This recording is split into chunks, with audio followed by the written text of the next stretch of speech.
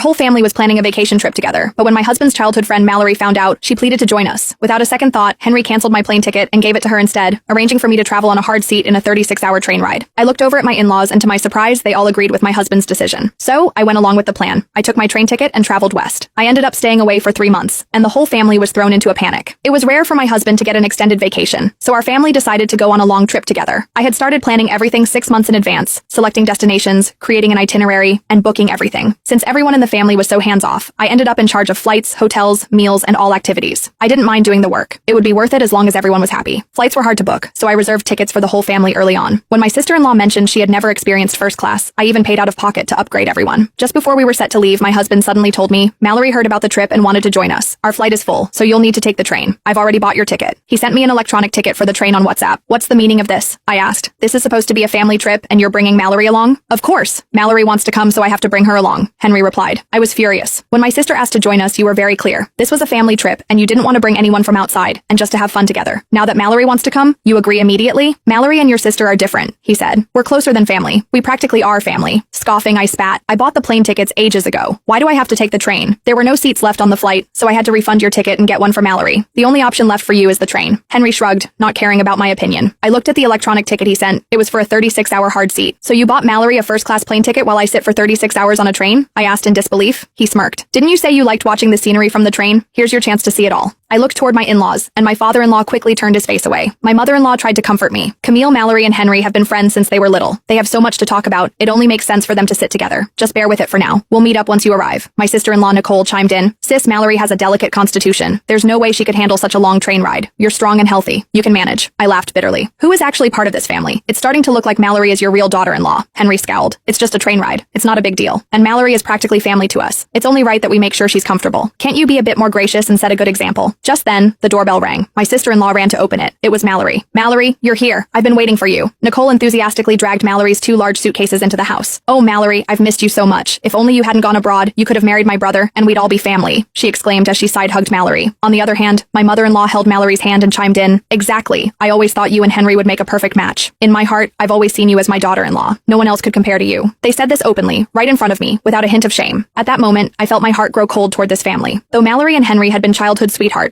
when the Baker family fell on hard times, she left the country without hesitation. It was me who helped the Baker family repay $500,000 debt, and out of gratitude, Henry married me. I had given so much to this family. My parents-in-law weren't in great health, and I'd been caring for Nicole since she was 10, handling everything from cooking and laundry to picking her up from school, helping with her homework, and attending her parent-teacher meetings. Now she was 15, and I had essentially raised her for 5 years. Though I was only her sister-in-law, I felt more like her mother.